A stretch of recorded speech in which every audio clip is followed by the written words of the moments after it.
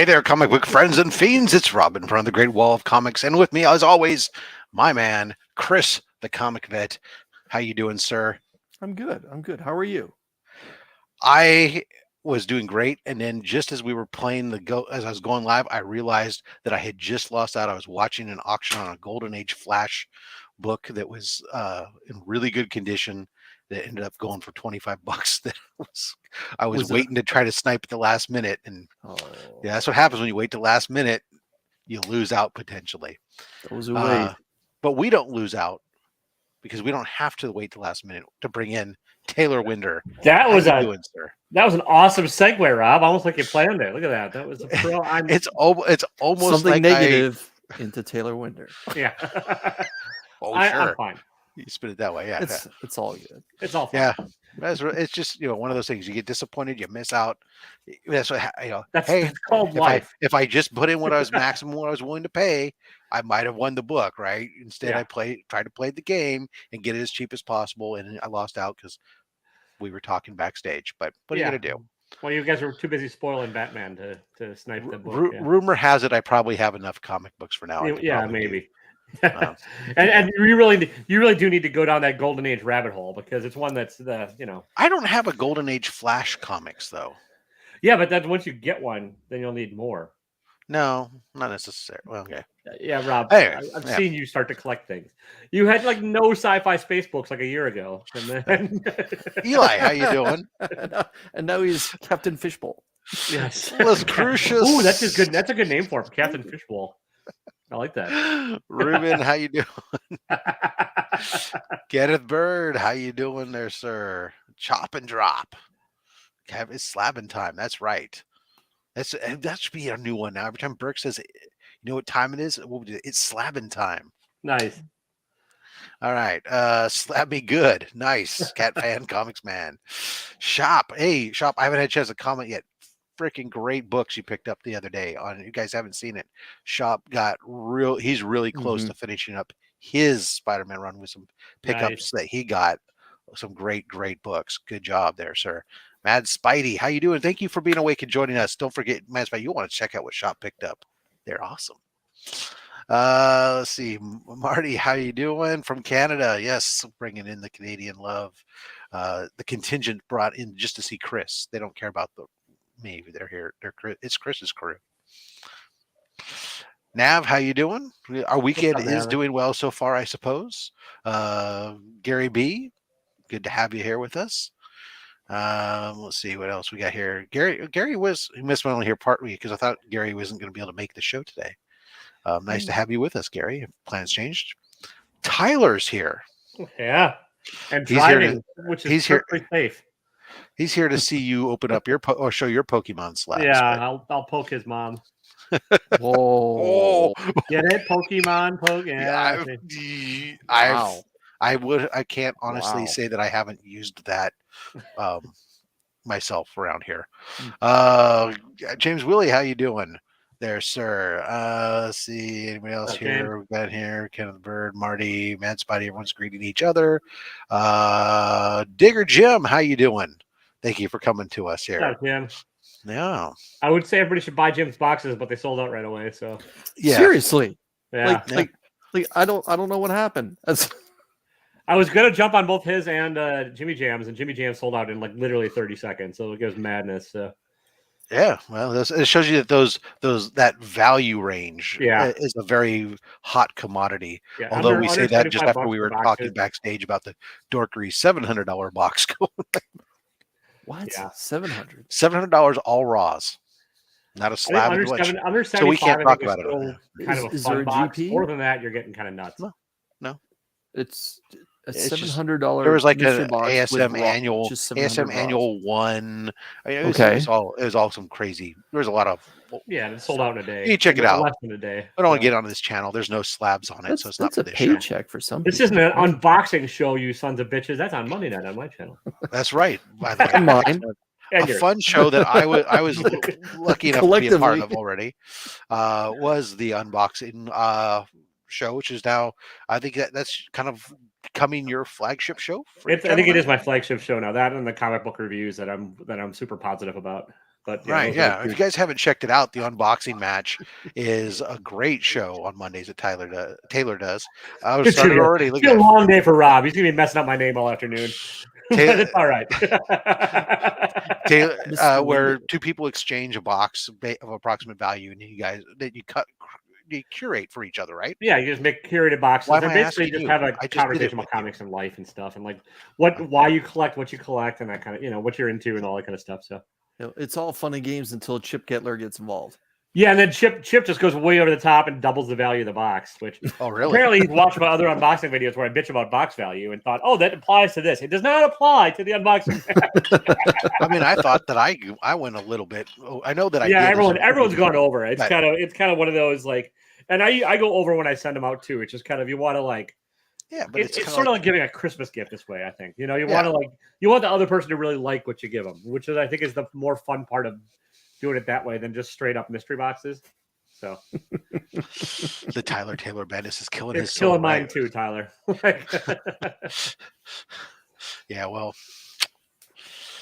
All right. Well, let us say we get into this, huh? So, yeah. everybody, And in case nobody knows, let's explain the show just for in case somebody happens to be viewing for the first time here. Taylor's going to come on here, or he's already come on. He's going to share with us some of the slabs from his collection.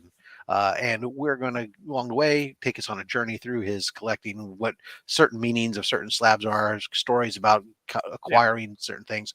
Chris and I will ask questions along the way about the books. And you guys, of course, in the audience, if you have any questions about the books or just the process of grading comics or whatnot, by all means, feel free to reach on out and we will answer those questions for you as best we can.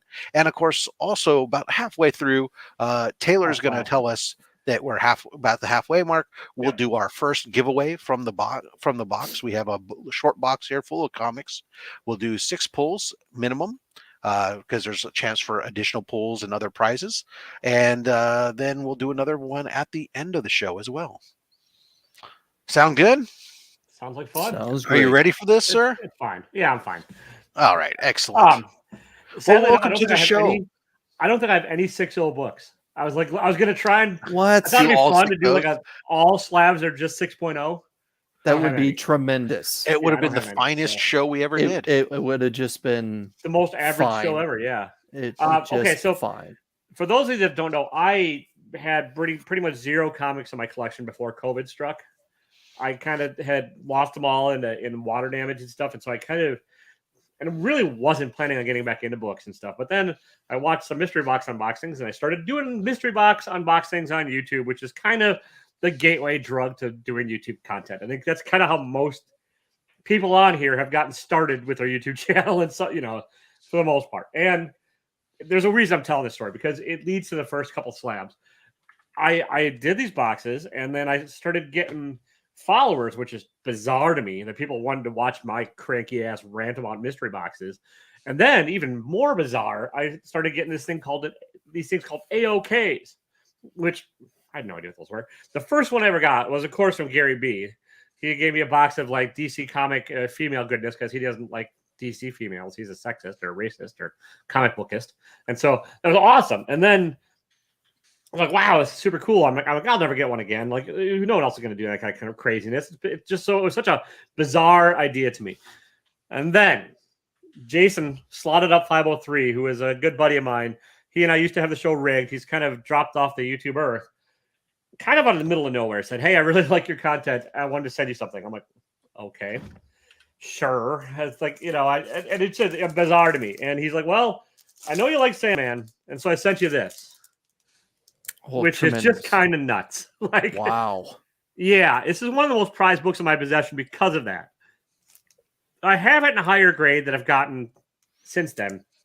I slab myself, but this book is never going to leave my possession because, like, the higher grade I might sell because this book just means more to me because it is the way I got it and the fact that it's from the community, and it was just very cool. And like, I love Sandman. It's one of my favorite reads of all time. It's pretty much the book that got me into indie books back in the day. And I love the Dave McKean cover. It doesn't necessarily always age well, some of his stuff. It looks a little 80s and computery, but I don't care. I love the kind of goth darkness of the story. I loved everything about the Sandman. I love Sam Keith's art in the first run. I love Mike Dringenberg's art. You know, just everything about Sandman I love. And so this is to it be means completely so much to different me that- than the Spider-Man Sandman. Yes. Yeah, this is DC Universe. It's also completely different than the Jack Kirby 60s DC Sandman. This is just a reinvention of a brand new character. So Yeah, it's quite the wonderful world that Neil Gaiman came up with. yeah, he's got this whole where he does tie in some characters that were from the 60s, like the housekeepers from the House of Secrets and House of Mystery, Cain and Abel or whatever.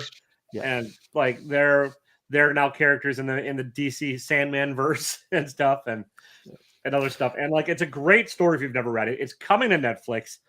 It's a hot spec, and I'm almost certain they're gonna royally fuck it all up, but I will watch it. It's like it's kind of like I hope it doesn't go like Dune from the 80s kind of thing. Yeah. Like we have this fascinating world that's in print, and then when they try to put it on the big screen or the small screen, it literally belly flopped beautifully. Yeah, But still, a belly flop is a belly flop, and Sandman has that potential just because it is so revered by its hardcore fans. yeah. Before we go to the next book, can you read what's on the right side of that blue label for the first appearance and all that kind of fine jazz? Oh yeah, it's the first appearance of Morpheus, Wesley Dodds cameo, which is Wesley Dodds is the Sandman Mystery Theater Sandman. So there's a lot of Sandmen in DC Universe just to really confuse everybody. And Sandman Mystery Theater is another great read. A whole lot cheaper, but yeah.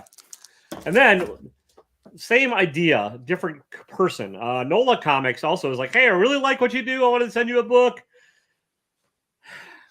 And so I got the first appearance of Death, which is also a great Sandman character. He brought Death to life as like a nice, kind of sweet, not innocent necessarily, but a kind version of Death, which is a nice twist on the character. And this is the first appearance of Death in comics, or in the Sandman universe. So, yeah, I was say from Nola Comics, which is. And like Nola's a great guy. He's in Washington State now, and he does a lot of YouTube auctions and stuff. So hunt him down and follow him. He's a good dude.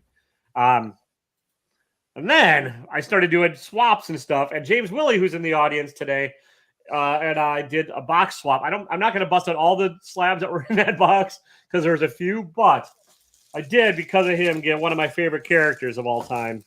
You might have heard of him. It's a minor little key, minor spec book.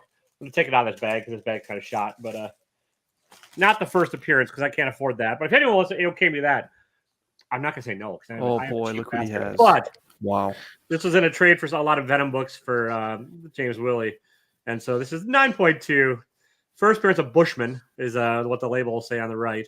Yeah. Coming to the MCU. And he also gave me a Thor 338 and 339 Canadian price variant in 9/8, which are very rare. Those are not in a different stack, and I didn't grab them for today. So, but yeah, this is great. I got these from James Willie. He also gave me a whole lot of Mark Spector Moon Knights, which have also all the Moon Knight stuff has just gone stupid, like as far as everything goes. Yeah. So, fascinating character. The community books, and then I was like, well, I'm going to start slabbing books that I'm collecting, and they'll be fast enough turnaround, right? And like I've got a good eye for this. things are super quick. Yeah, and nothing I send in is ever going to age poorly. Wait, that book aged. What are you talking about? Aged poorly. It's come back up, but it really did dip in the middle, and people are so goddamn sick of this cover. It's not even funny. It is, it's a nice cover. This is the Gleason Virgin variant. Yeah, but that's the Virgin variant. Yeah, so this is a little bit more rare. It's actually fairly pricey, but having it to do over again, lesson learned on my end. I could have bought this slab on his site for like $90 and gotten it 11 months ago. And in part, that was the trouble with that book. Was what he did with it himself, and then Marvel tossed in the 1 in 50 sketch variant into the Walmart packs and that. However, I think those books are going to age. I think they're going to age beautifully. Maybe, but I mean, he has beat this to death with the theme of this all, because now there's a Green Goblin coming out, a Red Goblin, or Goblin Queen coming out with it, and ASM1. I mean, it's basically. You could spiderweb a face. He's going to spiderweb that face. I'm waiting for the Aunt May. I call. Well, don't forget there was actually a Swamp Thing version too. There was a Swamp Thing. There, or Man Thing. Man Thing. Sorry. But I mean, if It's he like does, Taylor and Tyler. I will buy the Aunt May cover, and that's the only other one I'm going to buy. If he does. How about the Uncle It Ben might cover, happen, where but it's like just an empty casket with Yeah, some exactly. Just spider webs in it? I'm And still speaking of waiting that, for the I Todd actually McFarlane I bought homage. this as a pre-order because I'm like, oh, a whole lot of first appearances. How could this go wrong? It's an amazing book. It's going to be amazing. It's got a bunch of new characters. Turns out it's a god awful read, and no one's going to do shit with it. But Oh yeah, should have been the Adam #1 sign. Yeah. So, I don't it's think a that cool book's even cover. a year old yet. No, but I No. mean, have you read this book? It is awful. Yeah, it was a one and done for me. Yeah, and like there's they're not acknowledging first appearances on the cover or anything either. I think they might have actually even appeared in some like preview or something in some collection. And that's the regular variant. Yeah, so that's the secret that's variant. just kind of this is just proof that I swing and miss a lot. It would have been if it was at least a secret variant. It might have been. Yeah, whatever. I mean, it might pick up in 10 years. Somebody might do something with one of the characters, but I doubt it. Yeah, the secret by variant then difference it'll be is that the guy in the center of that screen's got the orange, whatever trail coming off of him. In the secret variant, I think it's purple. Oh yeah, that's the other problem with today's collecting. Not problem, but like when you switch up one color and all of a sudden it's worth about $1 billion more, it just drives me a little bit nuts too. Like I get it, I empathize. And speaking of which, variant covers. This one is not worth much either, but it's just a cool book that I have not seen a lot of. And this is the Star Wars #1, the Fantastico edition from 2015. It's the Mexican variant, and so okay. Who's the cover artist for that? I've seen a lot of covers, but Paul Renault cover. Okay, so it's a cool cover. It's kind of a ghost of a book. It's not worth a whole lot because that 2015 runs that first issue is not worth a ton. But again, I don't always collect just for value and stuff. I also there's no set order to this. Yeah. I pulled out Stax. I did not order that. Like my story is going to be all over the place. That's fine. There's probably 40 or 50 variants of that particular issue anyway. Yes, there are. I probably have like 20 of them, but there's. But I've never seen that one. I bought this one raw, and I was like, "Oh, this has got to be a 9.8 candidate." It's like looked perfect to me. So the lesson I learned from this is I am half blind. And, so yeah, 7.0. Yes. Wow. It had a grease stain down here I didn't see, and like I am better now. But this was about a year ago when I sent this out to get it graded, and like I was just not looking at things with the critical eye. I just didn't know enough. What was marked on that to be knocked down from a 7? I haven't even checked the remarks on it, but I know this. Well, no, it said minor cover creasing. It didn't even mention this grease spot down here. It said minor cover creases and stuff. I'm surprised it got that low. It presents a lot better. I mean, it does have like one color breaking tick here, but the rest of it is just kind of, I don't know, must be interior stuff that I didn't notice. So, and on light boxing, which I don't know what the hell. I still don't know what they mean. I just got my second copy back from a signing event, and I'm anxious to get a chance to crack into it to see what it came back at. So I can honestly say I think that book in Taylor's hands is the most popular slab on SlabHub when it comes to I mean I think it's one of those that everyone that gets shown the most. It's a great cover. I mean, it really is. It's timeless. Mike Zeck is one of the best cover artists around, underrated in a a lot of ways. I mean, his Captain America covers are all fantastic. Even his Punisher ones. I'm not a giant Punisher fan. And the Death of Craven ones as well. Oh, yeah. He just knows how to put together a composition. And I don't think he ever really swiped anybody else's stuff or did homages. It was all his own stuff from what I can tell. And they're all great. And so Mike Zeck is just an underrated. And it's not signed, though, Chris. So all that. It might be the most popular slab, but Taylor's showing one of the more rare the unsigned copies. I will admit the copy that I have, blue label. The copy I have to open is another triple signed copy because those guys are doing the Zach beating shooter. Yep. Yeah. I picked up a copy for $5 from a buddy of mine who was getting rid of some books, and it's like, okay, I'll send it off, get it signed, see what it comes back at. All right, and then I just also like at the beginning of COVID, I was like, oh, I'm going to buy some cool books and stuff. And this one I actually am glad I picked up too. It's a free comic book day, but it's also 9.8 signed by Kirkman. And it's actually a pretty good read too. Yeah, it's like it's sort of what Iron Fist should be. It's a better story than Iron Fist lately, and it's a fun romp. It probably won't ever turn into anything because it's pretty derivative in a lot of ways, but it is a lot of fun. That book can definitely be Hollywoodized up, and it's one of those books for me from 1 to 15. I never missed a single issue. It's just a fun book. There's no in-depth storytelling. No, it's not like, oh my god, we're learning so much about this character. It's just straight up kung fu, straight up karate action.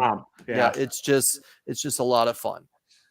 And I think if that was somehow to hit the small screen, I think it going animated would probably do it more justice than live action. Yeah, I could see that. I mean, I think it'd be a fun enough live action if they just kept up with the pacing of it and like did it like right. But I don't think they're going to, because it's like it's going to tie. It is pretty similar to Iron Fist in a lot of ways. It would have to be a 30-minute episode. They couldn't go any longer than that. But if you've not read it, I really enjoyed it. You could also, it's okay to collect comics just for comics' sake. It's weird, I know, but like it's a great read, and Chris Samney is a great artist and has a great sense of action and pacing when it comes to the art on it. He's not the most detailed artist, but like what he does, the details he does provide are necessary, and I love his art, and I love the way he does it. So very cool. All right, okay, Vertigo, Sandman, right? Shoot a fireball. This is not Sandman. I think I won this in a box. I can't remember. I don't know, whatever. But this is like another one of those seminal like Vertigo titles. I've heard a little bit about this. I like some of it. And the comic also became hit or miss. Garth Ennis, if you give Garth Ennis free reign, he is going to Garth Ennis the shit out of a book. And it's going to go into like directions of parody and just over the topness and stuff. But when this first started, I really liked the whole idea of like a preacher that's mad at God and wants to go kill him, or at least ask him what the hell happened and why Earth is as messed up as it is. Like, that sounds about right. And this was many, many years before COVID or the Ukraine or like anything else. So this was like, turns out the world been a mess for a while. Everyone I speak to about that, they always say right up till about the third arc, it's really good. And then, for lack of a better term, and I don't mean to use this as a pun, it gets a little preachy, and then it just kind of goes down this weird rabbit hole. Yeah, and it also turns into, instead of like it also gets into a lot of like strange fetishism and stuff, and like but it's not even like, I don't even mind that. It's the fact that he uses that as like a butt of a joke more than anything else, instead of something else. But yeah, that's not I still am happy to have this, and I still like it. It did, the run kind of died by the end of it all. So book I've not actually read. See, we're getting all over the place. I got 2 I've never read, but these are a cool title. I need to hunt this one down. I know Whack Comics really likes this one, and I just haven't had a chance to hunt it down yet. So Middle West #1. It's a cool cover. It's Scotty Young, and I think it's Jorge Corona on the art as well. Yeah, and Mike Hilton. This is the Mike Hilton cover, but like, I loved The Me You Love in the Dark. Yes, and so this is apparently a better story. So I need to watch this or read this. I haven't read that either, but it's one of the things where you and I agree. Scotty Young, in our opinion, is a much better writer than that whole baby gimmick that he's doing. I get a lot of people really enjoy those covers. God bless him. I don't mind but him. To me, he's a better writer. But I think his writing is great. Like Strange Academy, I love, and I think he's got a handle on some of like the teen angsty stuff without coming across as preachy or writing down to the audience. And then y'all heard of Johnny Cates and the Cates Disturbation? Let's begin. We've got God Country #1, an autobiography about Donny Cates. I don't even know what it's actually about, but I'm assuming he wrote himself in here at some point. No, apparently this is a good story. Apparently it's been optioned. Turns out everything's been fucking optioned. Pardon my language. Oh, this is SlabHub, I can swear. Yeah. Only if you talk about sexuality in the same Oh, well, sentence. all right. So, yeah. So I do dig this cover, and I will read this at some point, but, How did you come across that slab? How did I come across this? Yes. Okay, there's a Instagrammer, I can't remember his name. It might be Seek, Search, and Claim Comics, I think, had a comic book draft. And those are fun. Yeah, he did it a little odd. His was not a snake draft or anything logical.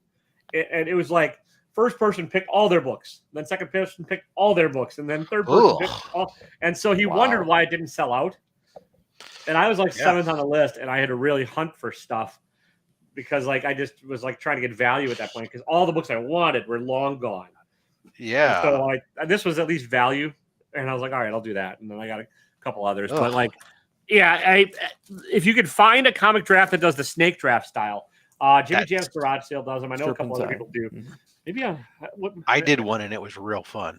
Yeah, they're great because, and if you're not familiar, that starts with like, you all get your numbers, and then they get randomized, and you pick in that randomized order, and that order sticks. But the first person that picks in the first round picks last in the second round because you go, hence the snake. A true serpentine. So and the last person in the first round picks first in the second round, which is I think how the NFL should do it. I think it'd be a much better way to do it.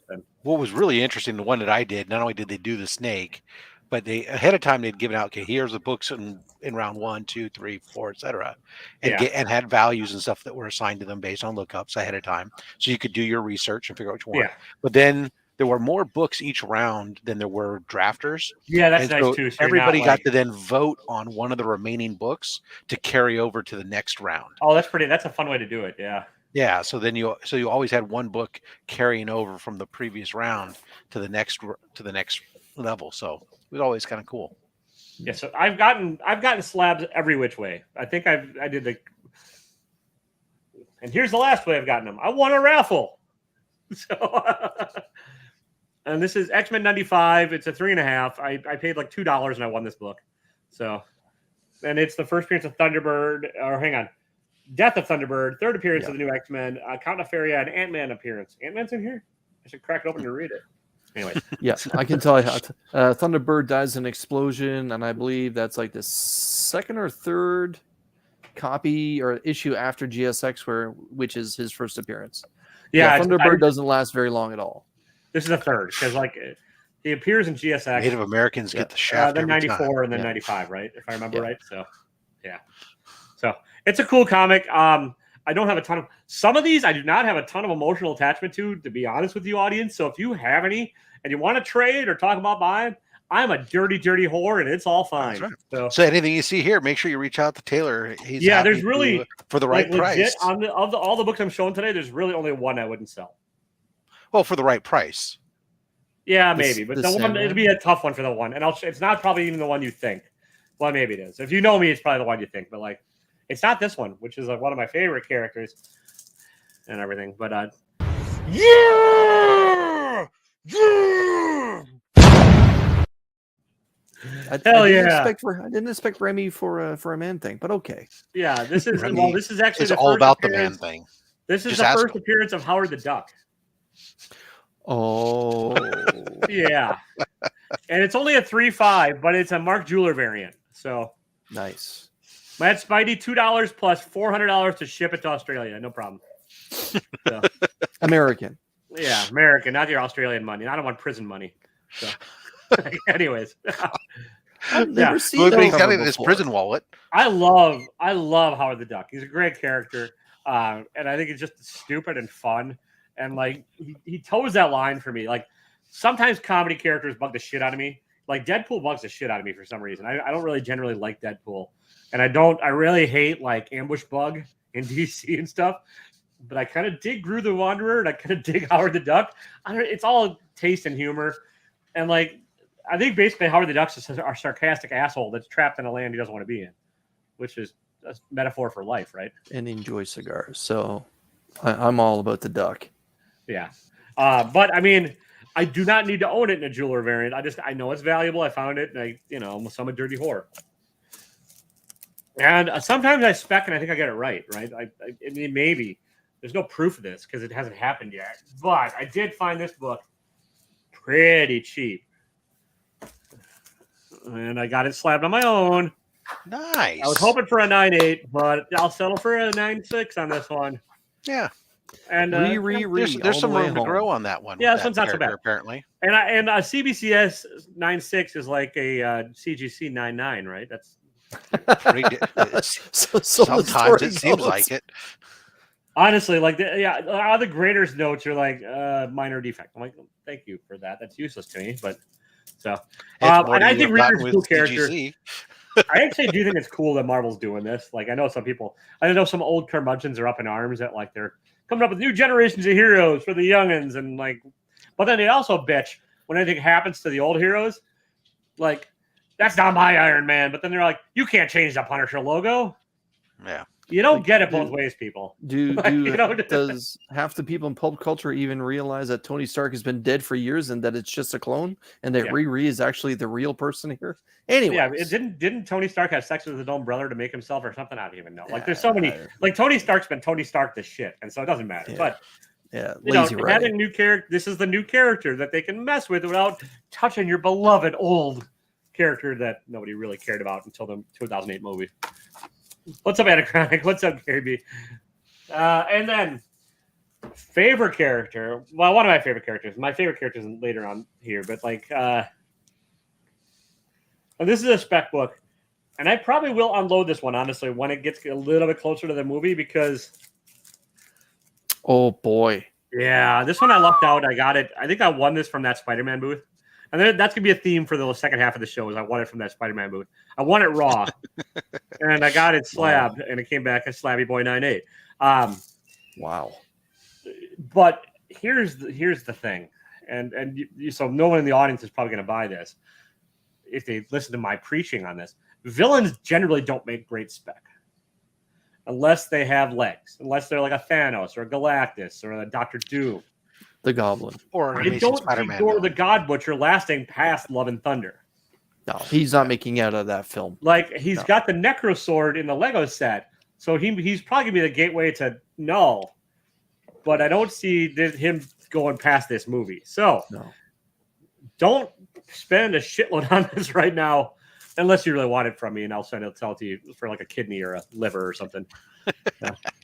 You might need another liver soon. There's a good chance. The cool thing that's kind of getting lost on Gore the God Butcher there is Jason Aaron's run on Thor was incredible, and some people say it's probably the best one since Walt Simonson's in the mid to late 80s. So, Jason Aaron kind of brought Thor back, and Keats has been doing, okay with it. Okay, Keats is okay, but Keats is with Thor. Like, it's okay. Getting close to the halfway mark there. Yeah, Taylor? let's do two more and then halfway. All right, sounds good. This is speaking of that Spider-Man movies, right? You might have heard of them. I won this, and I had a chance to pick it. And people were like, "Why are you picking this one?" I'm like, "Because this is Batman Beyond #2, and it's the first appearance of one of the villains. Bastard. It's also the first real appearance of Batman Beyond. Terry McGinnis appears in issue #1, but he doesn't don the costume at all until this issue. So this is the first Batman Beyond in costume. And, I dig the Batman Beyond costume. I like the cartoon back in the day. I think this actually has legs. And I think, chronological within that story arc, it is. Yeah. It's not because Terry McGinnis shows up in Batman 700 in a thing. And then there's also the I think this came Superman out Batman annual. Well, didn't this come up? I think this came out before 700, but there's like 27 different I know. Anyway, books that are in contention for the first. But anyway, it's still a book I need. It's a cool book. We can talk, Rob. I'll have it traded if you want. Yeah, we might. I don't care for the character. I got a few things that I might be able to trade. Yeah. All right. And then sometimes I just buy books because they make me trying to capture my lost youth, right? My childhood. That guilty. And this is a cover by. It's one of my favorite covers of all time. Even when it first came out, I dug it. And I think this and #1 of this are just awesome covers. Like, come on. Shockwave is the man. Yeah. Such an annoying goddamn character, but great. And that is phenomenal artwork. Yeah, it's not I mean, it's gone up in value since I bought it, but like you could throw a dart at a comic and it probably went up in value over the past 2 years. And I'll be honest, as a kid, when that book came, what was the year on that book? 83? 85. Yeah. 85. Okay. So I was 11 when that book came out. Yeah. I loved that cover more than Transformers 1. I'll be honest. Yeah. That cover for me is the best Transformers cover from that run. And I love Sienkiewicz's Transformers #1. I do, but I like this better. And the cover is, who is the cover of this? Mark Bright, who I don't think has done a ton of comic covers. Like, it's not a name I'm super familiar with or anything. Right. So, but I just love it because, like, and none of this actually happens in the book. No. Like, this is sort of the precursor to all the variant covers nowadays, where like nothing in the book, covers are not at all. It's just flex work. It is, but still, it's a phenomenal piece of artwork. It's a cool cover. I dig it. Yeah, like I dig the purple on it. I dig it, and like I think I paid $50 for it at the time. Nice. Oh man. So it's maybe $100 book now, but I mean that's it's double in value. You could find this not crazy high. So if you're hunting for this, like if you're patient, you can find it because it's not what people call a key issue, right? But there's people, you collect shit for your own reasons, right? And that's my reason was like it's a dope fucking cover. So like that's all I needed on this one. Mm-hmm. So, I know it's not awesome. the popular way to do it, but yeah, we're about the halfway mark, and we can. It's intermission. Rise and stretch time. Time to refresh yourself and visit our snack bar. Got a yen for hot popcorn? Your favorite soft drinks are sparkling cold. The juicy Frank sizzling hot. There's delicious coffee, freshly brewed, and all kinds of ice cream and candy to tempt you. Showtime will be announced loud and clear to get you back to your car in time. So stretch your legs. Come to the snack bar now. Hey guys, don't be a dick. There's a good hashtag. Put it in there. And for our first entry drawing here, we're going to do, so go ahead and hit that hashtag, don't be a dick. Thank you so far for that. It's been great. Taylor, we're letting people have a chance here to do this. What do you have coming up in the next couple of days here on your channel? Well, on Monday, I have Brian LCS on the unboxing match at 8:30 Central Time. And he and I'll be chatting. We did a $50 box exchange, so a cheap and cheerful, friendly one. And nice. I'm going to grill him about why none of you guys were nominated for awards last year. And, Please do. Yeah. So, no, we're just going to have a conversation about comics and life and stuff. It is, as Rob said earlier, it's sort of become my flagship show. It's the most fun for me. And honestly, seriously, if anybody in the chat wants to be on the show, please do message me on Instagram. I think my link is in the description down below at Empty Thought Balloon. I'm booking into April now. It takes me a couple weeks to put together good boxes, and I would love to have anybody that wants to be on it. I would love to have on it. I think it's just a great way to meet the community, talk about books, and do that kind of stuff. And then Tuesday, nothing. I was doing trade paperback review. That is now dead. That has gone the way of the dodo. And then Wednesday, I have my comic book review show at Wednesday night, which I just review the weekly comics. And Thursday, I have some kind of unboxing, whatever's next in the unboxing queue. So that's kind of. And Sunday night on Eddie's channel, on Old Man Collectibles channel. I keep forgetting this. And it might shift days or might shift channels a bit. We'll see. But at 8:30 on Central Time, on Sunday night, Eddie and I and Rob will be talking about crankiness. Basically, a bunch of three old men just sitting around bitching about shit. So yeah, exactly. Yeah.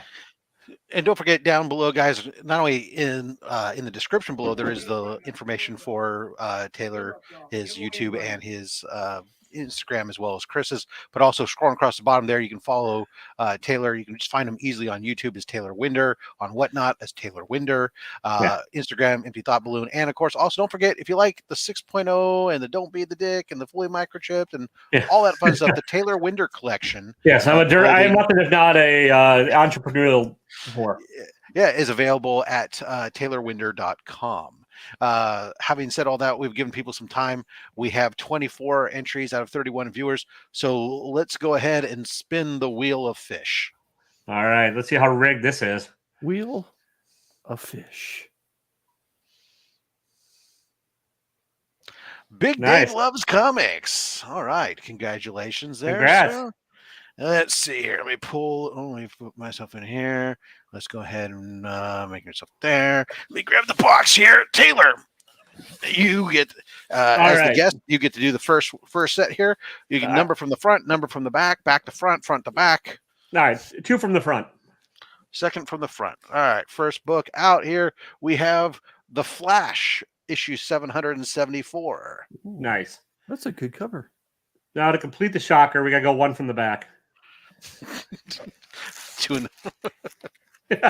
So the last book is what you're saying. Yeah. All right. Nice. We have. Hey, I know where you got that from. Uncanny X-Men 230. I'm pretty sure you bought that off my whatnot sale.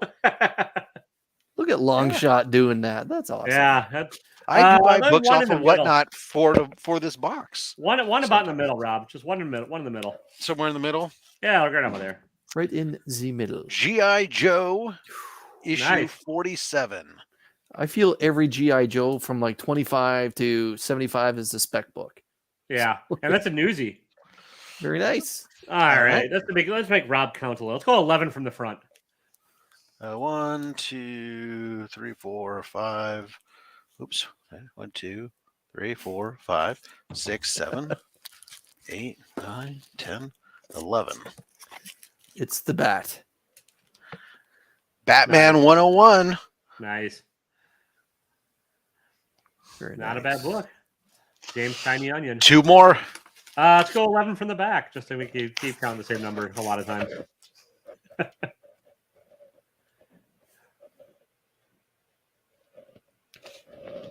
As an Arthur Adams fan, I have to enjoy Longshot. Oh, that's a great cover. Oh, yes. That's the thrusting dare crotch. Yes. Daredevil issue 185. Nice. And then one more? Is that One it? more. Run. All right, let's do Solid the spine run. slide on that one. Or this slide. Yeah, there. Perfect. Uh-oh. We have an extra pull book Oh, nice. That's actually a really good read, too. Decorum. and Decorum, and it is an extra pull. All right.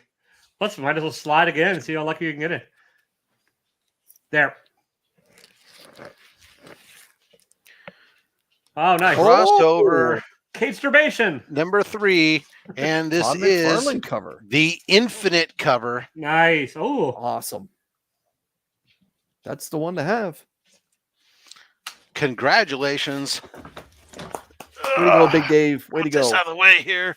Big Dave, I don't think that I have sent you anything, or if so, I don't recall. So make sure that you hit me up on Instagram or Rob's ROBS .fatstax@gmail.com, and I will get me your ship to address, and I will get that out to you along with one of the new Slab Hub magnets. Congratulations to you.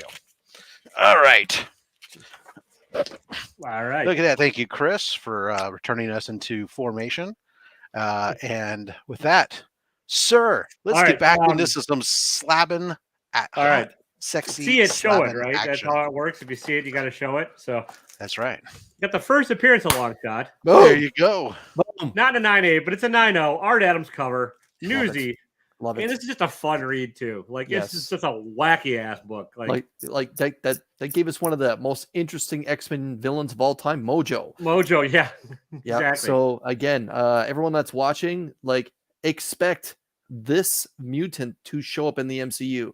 Because if you think that they're going to go with the 90s group that you're used to seeing in the animated show, it's not going to happen. They're going to go grab a bunch of mutants you probably haven't heard of. And the Arthur Adams creation of Longshot, you're going to see.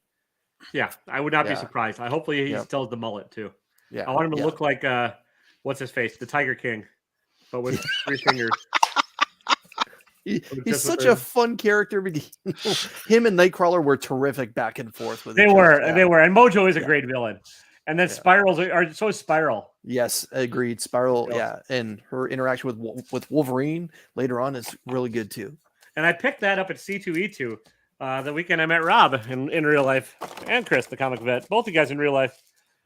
And Yes, same we vendor. actually truly exist Yeah, same vendor. This is a minor spec. It's the first in appearance this of Anton in this Arcane. part of the multiverse, anyways. And this is just Swamp Thing number 2. I dug the Alan That's a Moore nice Swamp Thing cover, run. actually. Wow. Yeah, I kind of dig Oh, this layout. man. DC has done some really kind of cool layouts they over have. times, and I kind of dig the dual circles, symmetrical thing logos they did there during the 20-cent runs. Yeah, A they little did bit lot of more cool than the stuff, and checkerboards. they've but gone the way of the it's- dodo. Like nobody, and this first appearance of Anton Arcane, first appearance of the Patchwork Man in cameo. And this is from it's not this is not even Alan Moore. This is pre Alan Moore. This is Len Wein run. This is the first run. So that's that's Ween and Wrightson, correct? Yeah, and like Wrightson's what one a of combination! That he's a master. Wrightson's one of the best horror artists of all time. Agreed. This is maybe not his best cover, but still, I mean, Yeah. for $100 in case it hits spec and just a cool book to have. Yeah, you know. Yeah, Bernie Wrightson, legend. Right. now we're gonna change it up a little bit to another spec book. The U.S. Avengers. Never seen that cover before. Yeah, it's a hard one. And this is the wraparound flag cover. It was an incentive variant. And this is the 50 state variant. So it's got all 50 state covers on it. Right, because they did each individual. Yeah, so this was like one of the first, like this had the record, I think, for a little while of the first mainstream book with like that many variants. Evil Ernie, I think, still holds it for the most real variants or something like that. But maybe not Evil Ernie, maybe it's somebody else. One of those like weird ass like 90s. It's got to be a Venom book by now, right? I mean, come on. Yeah, probably. So, well, I don't think I don't think they're counting store variants, but oh, okay. Yeah, so then it's got to be a bad and this DC is actually book. the first appearance of the second Red Hulk. So, if you don't think they're going to use General Super Bros Thunderbolt, who's getting kind of up there as the Red Hulk, but they still might introduce the Red Hulk, not a bad book to go find. And you can get your favorite state. I have a couple of the Wisconsin books. Most of them are dirt cheap. You can get like each individual state book on eBay for like $3 a pop. And it's just fun. And this is another fun book, you know? Yeah. So do they represent, like, do all the states have characters that are actually from No, not really. I mean, I think okay. Wisconsin's is Quasar, who has nothing to do with Wisconsin. I was going to say is like Cap for New York, like Cap, U.S. Avengers. Where's Cap on here? I got to find it. Oh, Cap, and it's the Hydra Cap is from Delaware. Okay. So this is that era, and Luke Cage is New York, which makes sense. Harlem. Yeah. So well, they almost all their characters are from. Yeah, I mean, like the Beast is from Illinois. I don't think the Beast ever set foot in Illinois. Yeah, I don't think it had anything to do with them being from anywhere. It just happened to be here's a character. Yeah, I think they tried their best. Like somehow Oklahoma got Thor. Well, that's what I think of when I think of Oklahoma. Yeah, me too. Well, thunderstorms. Maybe is Thor. Maybe Thunderstrike then instead of Thor. But. And another This is a spec book technically. It doesn't matter, but it's just a hip hop cover. Oh, Schooly D. It's a schizophrenic variant. It's Moon Knight. I don't dig all the hip hop covers, but Moon Knight's my boy. So. A lot of those hip hop variants hold tremendous value, though. Like they dipped for a bit, but they're back up there because people are like, you know what, they actually are kind of cool. And I know like very original. Comic Games is on a mission to get all of them, so and getting this in a 98 is tough because it's these all black. There's a lot of black. Well, that's fair. Yeah. A lot of these are. It's. Yeah, and like if you've never seen these hip hop variants, they have all of them have a black top and a black bottom runner. Yeah. So like they're all tricky. But then you get something that's like this that's all like a lot of the Moon Knight covers are damned impossible to get in 9/8. Like the Sienkiewicz run because there's just so much black on the cover. And we're getting there, folks. Now we're getting into some other specky goodness. I don't think it's out of the bag. Got a bunch of old shitty bags here. Star Wars. Came to number 1. The first real appearance of all these fucking characters, but people are now getting to number 6, which is because they consider this the first appearance in cameo. Yeah, but they're in like 6 panels and they talk. So what? It's that Marvel. What the hell's a cameo? It's like it's not even Marvel. It's what is CGC and CBCS or whoever's making these decisions calling it. Yeah, it doesn't say in cameo on this label though. So bite me, bastard. Yeah, no. But yeah, first appearance, Ezra and Sabine Rich and Sabine Wren and all that, all those characters stuff. Yeah, I'm fine with that one being it because my copy of that's also a 9/8. Whereas I don't have a 9/6. That's why my issue 6 is a 9/6. So I don't have a 9/6. I don't have an issue 6 yet. That's why I'm It's fine. And no, this is a ghost of a book too. And in case I do use General Thunderbolt Ross. Now, when I say it's a ghost of a book, it's not because of this cover. Everyone's seen this cover, right? But it's a newsie.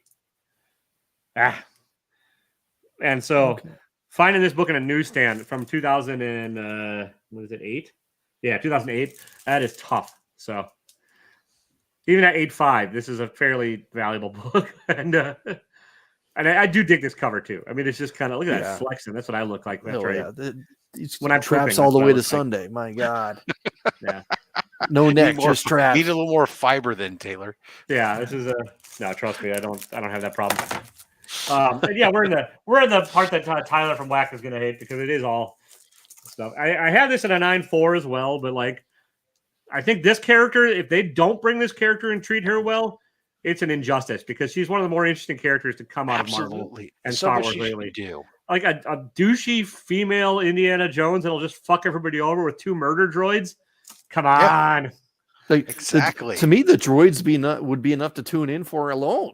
Yeah, exactly. It's like, come on, murder droids, let's do this. Right, Like, but I mean, her exploits allow her to move around within the universe. She can yeah, meet with people or not be with people, do their own adventures, and doesn't have to. Doesn't have to be a single Jedi throughout. If you want to get away from it, more that grounded, like the Mandalorian. feel, exactly. Yeah, where I mean, yeah, I think she could explore parts unknown and like just get into shenanigans and have like capers, like a Star Wars caper, because they fucked up Han Solo so badly in the Solo movie, and like they can't really do anything with that character anymore. And like they royally screwed up Boba Fett, you know, with like, I'm too fat and old to fit into my armor, and I don't really want to fight anymore. That's a real interesting story. Like, so instead, like, let's spend half the time, like, let's show Boba Fett in a bath for half the show. But yeah, the only thing that makes me somewhat cautious about Dr. Aphra as a spec book is the era in which she's operating. She's operating during the classic trilogy, and that seems to be an era where Disney wants to kind of go away from. yeah, And except for, well, of course, they're doing Obi-Wan's gonna Obi-Wan. change I mean, Obi-Wan and yeah. Rogue So One. I don't know. I could be wrong, but again, I think that's the only thing that I mean. Like I said, that's the only thing that makes me cautious. Well, is they that also it's have in a that- what's his face show or movie coming out too, Anders from Rogue One. Oh, Right. maybe I'm Yeah, completely off before my. Rogue One. I could be off my kilter. Like I said, Rogue it's Squadron. the only reason why I would be. I'm Well, and the somewhat cautious. Mandalorian's But in that time frame. he's post. Post. Post. Yeah. I mean, you could set Dr. He's Aphra post Jedi. Yeah. You could set Dr. Aphra post and be fine. Yeah, they don't Well, have you to know. follow, the comics canon that way. Anyways, Wow. well, it is all technically canon, but all right. This one I got in a trade as well from I mean, my good buddy she would be Jerry, alive, so it's fine. Chubby She Pop could- Chaser. And this book has kind of caught back and gone on fire a bit too. Well, It's plus got they should Newton bring her Ring. up because she's LGBTQ as well. So Yeah, this is another. This is the first appearance of John Constantine, which is another. Like DC just doesn't know what to do with some of their characters, but like He is tremendous. yeah, he's one of my John favorite DC Constantine, characters.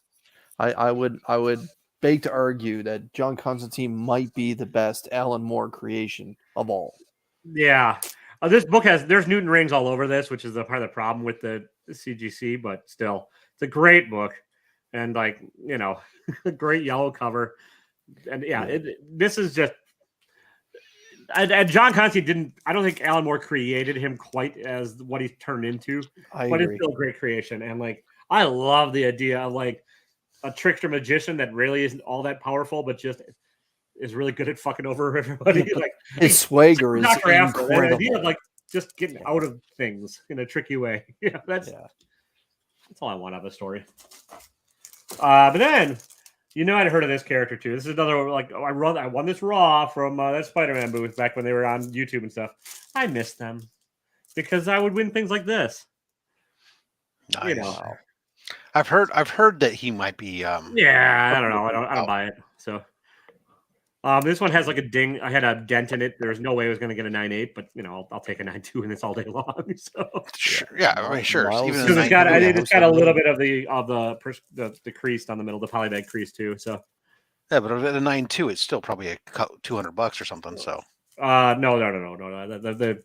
The second print right now on a 9.2 is $200. This is like 700 or 800 right now, Rob. Yeah, really Yeah. for a Yeah. 9.2. yeah, Miles is becoming a household name. Holy Yeah. tomatoes! yeah. It's gone way up. Yeah, Now you're his making video me look it up. game his video game continued to lift that book.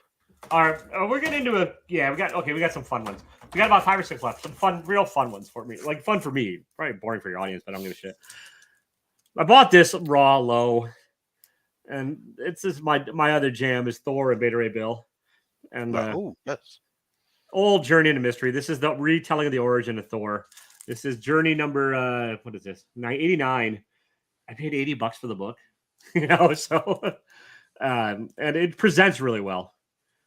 It's rough. I mean, it's got some yelling, but I don't mind books that have a little bit of teeth on them and some character and stuff. Especially because I'm not selling this one. This is for the personal collection, and I dig it. Like I dig the old covers. I dig the old Marvel had some old cool layouts too back in the day. Like they just they've all gotten kind of vanilla. Gigantic word bubbles. Wow. Yeah, it's a great book. Yeah. All right. Then my absolute. I'm going to pause you, Taylor, just for a second, only because I like to make sure that I admit when I'm wrong here, and you are absolutely right, and I was absolutely wrong. I just looked it up just now. The Ultimate Fallout 4, the 1 year average, last average on the 9.2 is at 684, with the 90-day average at over $700 for 90. Yeah, it's going. I mean, it's gone crazy. That is insane. Yeah, it's gone nuts. So. It's probably going to keep creeping because the movie's coming out and like Spider-Verse 2. Mm-hmm. Yeah, and then they're going to bring him live action. They just have to at some point. At some point, yeah. I got this is a good excuse to get all my shit out of my old crappy bags you can't see through. So this is another one I bought. I had this back in the day. I did not have it in this version because it's signed, but probably my favorite Marvel character of all time, but without question, is Beta Ray Bill. And it's a red label. This is CBCS before they started doing the yellow because it's signed, and it's signed on the inside front cover or inside, which I'm actually okay with. I might get it re-slabbed because I think the yellow would work better with this. Yeah, get the new slab. With the boots. Mm-hmm. But I paid like $180 for this, a couple years ago, like 2 years at the beginning of COVID. This is all beginning of COVID. It was like when I was really like feeling nostalgic. I'm like, I gotta get some of this shit because life sucks. And so, and I just love this cover. Like when it came out, it was just such a hell yeah, man. Who is this character? Why is he dressed like Thor? Like everything about this made me want to read this issue. And I love the Walt Simonson run on Thor. We were talking about that earlier. It's like it's one of the most fun runs of Thor ever. Thor gets turned into a frog. I mean, like he gets this. It's just it's goofy in an 80s way, but like it works perfectly though. Dude. All right, guys. Remy, I apologize, but I only use it once per show. Sorry. So. Oh yeah, sorry guys. Sorry, Remy. And then this one, Rob was here when I got. Rob saw me get this one when I win it. Oh yeah, you bastard! I was so mad at you. It's a low grade. Low grade's better than no grade, and this is restored. I mean, it's got everything wrong with it. God. And a 0.5 restored. I mean, still, I was so pissed at you for getting that book. This is the first appearance of Adam Strange. For those of you guys that don't know, this is a Silver Age DC wackiness where they just like, you knew what science was back then. They just didn't give a shit. They're like, we're gonna have a guy that rides Zeta beams to another planet that can only stay there for a certain amount of time and is the savior of that planet because it's got the bad white savior complex going for it. But I mean, it's a great sci-fi cover, great sci-fi book, just wacky, just fun until Tom King came along and took a giant crap all over it. So yeah. Somewhere Mark from Legion of Comics just shivered. Mark and I disagree about almost every book because I'm right and he's Mark. Taylor got that, and he actually made me and forced me to go out and get. I forced Rob to one up me to get that one. Yeah. What is that? A 1.0? 2.5. Okay. 2.5. It's a hard book to find. Yes, it is, and it's gotten pricey. All right, and then this book is one of those that I honestly do not care about. I want it. I will happily trade it for the right kind of books, but like these last three are all that Spider-Man booth wins. And I just wanted to show these because they were they're still a great company. They just do things differently. But like this one, to the right collector is probably a great book. And it's a ghost and it's rare. And it's just kind of its own thing. It's Michael Turner's Fathom Crossover Tour sketchbook, signed and numbered 20 of 100 with a remark on it. So if anybody's a big old Michael Turner fan and wants to talk trade or something, let's talk backstage. Let's talk backstage. Because I mean, this is a Turner. This is a ghost, and it's a great book. I just don't happen to collect this one, so but I wanted to show it off because I think it's a cool artifact. I mean, it's just You don't come across these things all the time. Like it's sadly he's not doing this anymore. Yeah, we and all I've know seen why. I've seen one other crossover tour sketchbook remark like this, and I think this is a much better remark. The other one had a remark on it, but I dig this profile remark he did on there quite a bit. Like I do dig that. It's just kind of not a book I collect. So okay, so I'm gonna hold on a second. So you have 2 books left, right? Yeah. So I'm just gonna speculate that this next one that you're gonna show is probably the one that's not available for sale for almost any price. No, I'm gonna save that for last. Oh, okay, then I know what the book this is. Yeah, you know what okay. This one is for sale at a very high price. But first appearance of Venom. Yeah, first Venom. Only a 9.2. But look at that's a lot of reading just on that cover, right? This thing is signed by goddamn everybody, including Stan the Man, McFarlane, Michelini, Salicrup. I mean, everybody signed this thing. Tom DeFalco, Bob Sharon, who else? Rick Parker. I mean, everybody that had anything to do with this book has signed it. So. Yeah, I remember this video. Yeah, this is like, oh, it could have gone to a bigger Spider-Man fan. That's terrific. Yeah. This was one of those great ones because Taylor was in a dead set in his middle of his I can't stand Venom shit. Yeah. And then this is the book he gets, and it was like, haha, you won a Venom book. Okay. And while it all is true, I was Venomed out because of Donny Cates and the 9 billion variant covers. Yeah. And also, like, this is when this run of stuff is when I stopped reading Spider-Man, not because of this book, but because when McFarlane took over like his own title and started writing Spider-Man, that was awful. Like the story, the writing was atrocious. I like McFarlane's art a lot. I like his Hulk run a lot. His Spider-Man run, a dog, but like I loved his Hulk run. And then once he started writing stuff, I was like, oh, good God. I'm like, please go to Image and stop. And then he just took Spawn, which is, y'all are welcome to him. It's great. If you love him, that's fine. I don't want to, yuck your yum, but not my jam. So, and this book, again, I know it's an awesome artifact. I know it's a unicorn. I know it's a one of a kind. It's just kind of not my jam. And I would trade it for the right thing or sell it for the right thing because I want to live in a van someday and I got to be able to afford the van.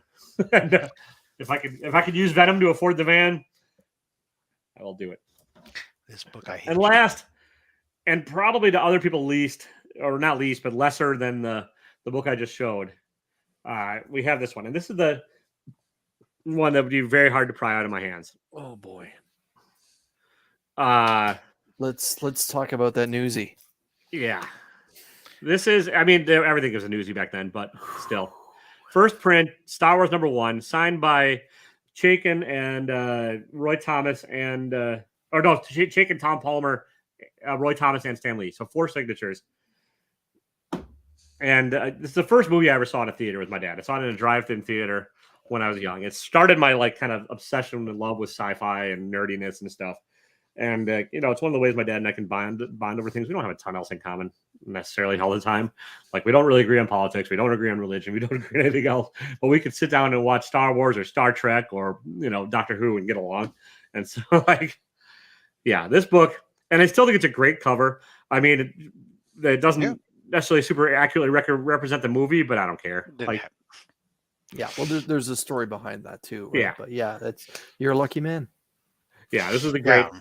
And again, this is another win because I had no slabs 2 years ago. I had nothing 2 years ago, comic wise. So probably over 2 years now, but I keep wanting to say 2 years because I just refuse to live. That was one of those books that Taylor would sit there and see it on my wall and go, "Oh, I want that book." Yeah, exactly. They say, "Okay, now I don't want that book anymore." And this was not even this was not a Superior Box win. This was just like a daily Spider-Man booth win back when they were giving out like really, really big boy prizes.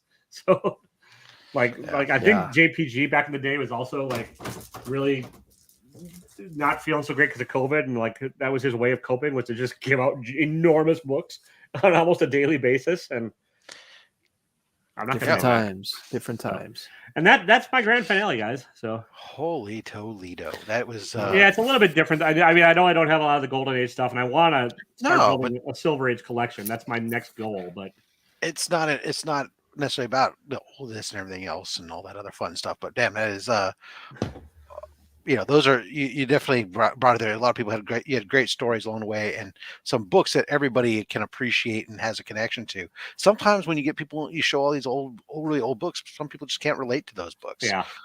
So I try to get some weirdos in there too, like the U.S. Avengers. You know what? Yeah, absolutely, absolutely. Never saw it before. So there's no such thing. You need a Canadian version of that with all the provinces. Yeah, definitely. It's like some fantastic PC Grail. Thanks, Max. Appreciate it. Thanks for very good there. All right, excellent, great book. Thanks, James. Thanks for helping me out with that too. I appreciate it, James. Yeah, and so let's go ahead and let's do our next hashtag. It's fine. Yes. How is the show? It's fine. It's fine. Give ourselves another one. Give us another entry here. Next week on Slab Hub, make sure you join us every Saturday at 11:30 a.m. Pacific, 2:30 p.m. Eastern. Next week, Man Cave Comics returns again to Slab Hub. So nice. It'll be. Make sure you want to be there for that. Yeah, guys, don't miss that one. I mean, Man Cave has some books. Like, holy crap! I've got books. And he has mentioned, that last time he was on, he gave some slabs to myself and Chris. He has said the next time he's on, he plans on during one of the giveaways giving away slabs to somebody from the audience. So, yes, that'll be cool. This week, Chris, what you got coming up? Anything exciting on the horizon next couple days? I'm hoping to put together a video for today, featuring my 5 favorite covers for the month of February that were released. Tomorrow will be 2 cool guys swap picks again. Monday I'll be opening a Shop for Comics mystery box that'll be focused on DC books. Wednesday will be an open invitation hangout for New Comic Book Day to show us what you got for that particular New Comic Book Day. It actually looks like it's going to be quite a banger. Another expensive week for the 3 of us. Maybe I'll try to scale it back some. Good luck with that. Yeah. No, hey, I got obviously I have Monday mail call is going to be I don't even know what's going to be in it. I just have so many boxes stacked up here on some crazy stuff to show off. And then Tuesday I'll have a CGC video that'll drop. I'll also be Tuesday night. I'll be on my man Gary B's channel for the 1011 new show that he's doing, where we have a guest come on similar to this. It's going to show off 10 books.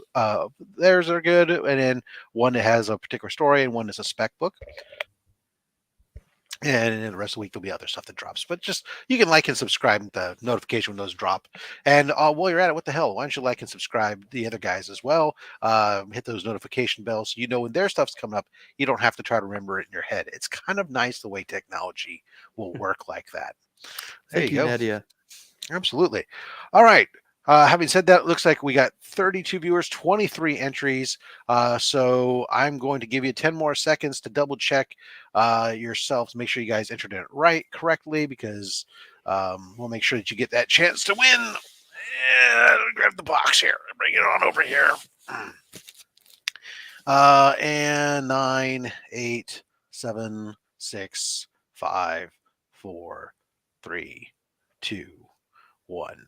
And we're drawing. Wheel of Fish. Nice. Fish. Come on, rigged. So make you roll it twice. Yeah, Joffrey. Nice. Congratulations. All right.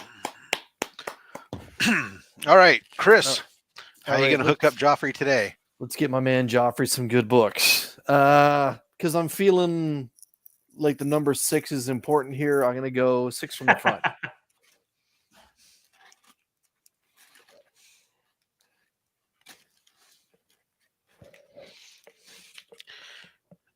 Inferno, issue 2.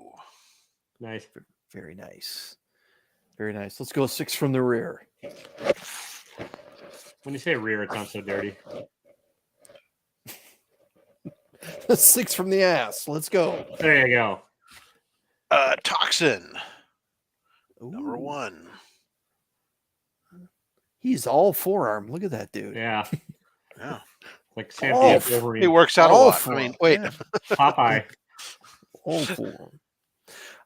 Let's go back to front. Sorry. All right.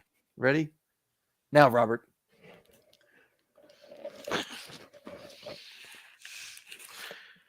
King in Black, issue number 2. I haven't seen that variant. I haven't seen that cover before either. Yeah.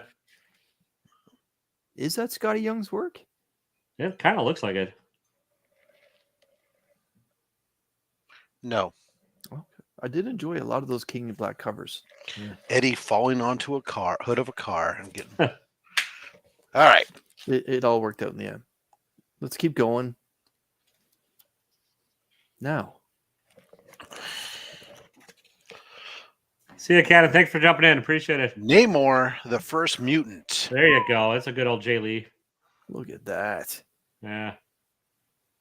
He's showing off his Namor crotch. Sexy Issue number 1. Yeah. I didn't even remember that book was in there. Now. Ooh. Yo, Joe. G.I. Joe, issue number 8. Nice. Oh, number 8. It's a fun cover. All right. That is 4, 5. 1, 2, 3, 4, 5. All right. Okay, let's let it ride for a sec. Back to front. Front to back. And now. This is it. Oh, Yes. nice. Yes. That covers on Fantastic fire. 4, issue 1. Art Germ variant. I see what you Virgin did there. variant. The Human Torch. Congratulations. All 4 of those covers were fantastic. Yeah. Congratulations, Joffrey. All right. Congrats, Joffrey. Nice book. Nice win. All right. Congratulations there again, everybody. Thank you very much for coming on out. Joffrey, I think I have your information. If I'm remembering wrong and I've never sent you something, go ahead and hit me up on Instagram. Otherwise, I'll check the Instagram DM feed to see if we've done business transactions before, but I'm pretty sure we have. Guys, thank you all for coming out. Taylor, thank you. Thanks for having me on. coming It's been a lot of on fun. and sharing some of those slabs with us. Much appreciated. Taking us on a journey. Anything else you want to promote while you're here, real quick? I mean, I already did it. But yeah, seriously, guys, if you want to be when's your next Whatnot show? Oh, Whatnots are usually Friday nights at some time. So There you go. So come on, travel back Whatnot. in time. Go to last night's show. Use my referral code and you get $10 free too. So just watch any of my recent videos. I'll have a referral link you can use, and hit me up on Instagram, and I'll get your referral link, and you'll save $10. Jason bought a ton of books for me last night. They all shipped out today. Thank you, appreciate it. Flash by Night also got some, and yeah, a couple other people. I was watching. Yeah, and Rob watched. There's nothing for Rob in there. No. Yeah, so I was like, no, not really. And, Well, actually, it was one book I was sort of interested in, but I didn't want to spend a lot because I already had 30 of them. So that was the X-Men 2099 number 1. Yeah. So, but Yeah. you know, how many of those do I need? Yeah, follow Max Comics too. She's got a great Whatnot show and a great YouTube channel as well. Nice. Just follow everybody in the chat. And yeah, if anybody wants to be on, right now I'm really trying to get people on Unboxing Match. So if anyone wants to be on there, just hit me up. So yeah, guys, it's a great experience. If you want to get a tailored box and have a nice exchange, yeah, or a tailored box if you get my name. But it's not good for the soul.